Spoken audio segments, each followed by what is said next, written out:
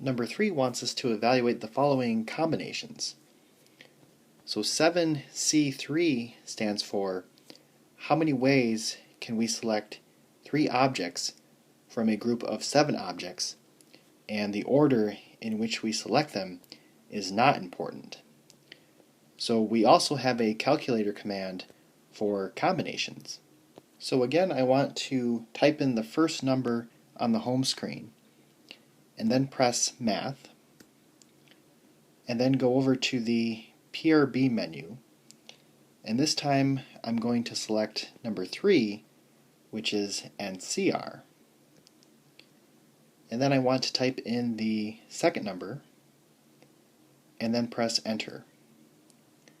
So 7C3 is 35. If we type in 5C5, we get 1.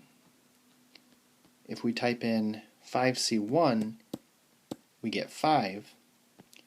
And if we type in 3C1, we get 3. So let's look at these. 5C5 is equal to 1. 5C5 stands for how many ways can I select 5 objects from a group of 5 objects, and the order in which I select them is not important. Well, if you have 5 objects and you have to select all of them, and the order in which you select them doesn't matter, then there's really only one way that you can do that, because you need to select all of them. 5C1, you're selecting one object from a group of 5, so there's 5 ways to do that. And 3C1, you are selecting one object from a group of 3 objects. There's 3 ways to do that. Now, if you look back at number 2, 5P1 was also equal to 5, and 3P1 was also equal to 3.